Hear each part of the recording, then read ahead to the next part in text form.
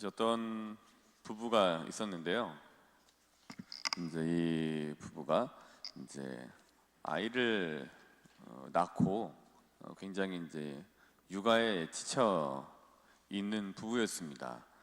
아이를 이제 한 셋 정도 낳았는데 그러다 보니까 아무래도 좀 지루하기도 하고 뭐 그랬던 것 같아요. 지쳐 있었는데 그러다가 이제 식사 중에 이렇게 앉아서 이제 건너편 아파트의 맞은편에 있는 부부의 모습들을 이렇게 보게 됐습니다. 두 부부가 굉장히 서로 사랑해주는 모습을 이렇게 목격을 하게 됩니다.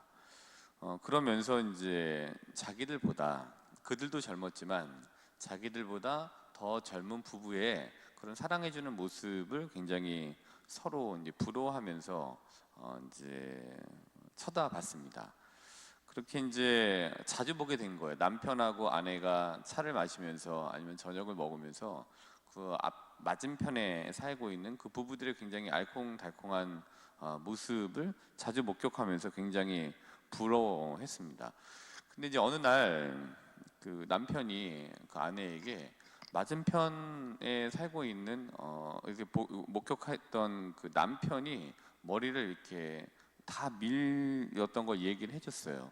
그때 알고 봤더니 그 남편이 이제 아팠던 거죠. 그래서 병 때문에 머리를 다 밀게 되었고 얼마 후에 그 남편이 이제 세상을 떠나게 됩니다. 근데 그 얘기를 해줬어요. 아내에게 앞에 집에 살던 남편이 이제 죽은 것 같다라고 얘기를 했더니 그걸 들었던 아내가 굉장히 놀라면서 집을 나와서 그 맞은편에 있는 그 집으로 이제 가게 됩니다. 근데 가다가 그 앞집에 살던 우리가 목격하던 그 부부가 자주 목격하던 그 여인을 만나게 됩니다. 그 여인이 이제 울고 있었는데 그 울던 모습을 보면서 괜찮냐고 말을 건네요. 그랬더니 그 괜찮냐는 말을 이렇게 들었던 그 젊은 부부의 그 아내가, 남편이 세상에 떠난 아내가 깜짝 놀라면서 그 찾아온 여인을 보고 놀랍니다. 당신 그 앞에 건너편에 사시는 분 아니십니까? 이렇게 이제 물어보죠. 봤더니 그 맞은편에 있는 그 부부들을 이렇게 보고 있었던 거예요. 그러면서 이런 얘기를 합니다. 이렇게 여자 아이도 있으시고 또 남자 아이도 있고 또 얼마 전에 낳은 갓난 아이도 이렇게 있으시죠? 라고 이제 물어본 거죠. 근데 그 여인은 육아에 지쳐 있던 부부의 삶을 오히려 더 부러워했던 거예요. 젊었던 부부는 그 부부를 부러워했는데, 그러면서 밤에 아기에게 젖을 먹이느냐고 깨어있는 모습을 창문으로 이렇게 이제 나도 보곤 했다라고 얘기를 해 줬습니다.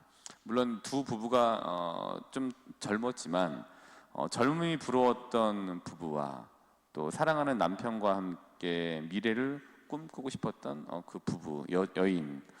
그러니까 서로를 이제 부러워하고 있었던 거죠.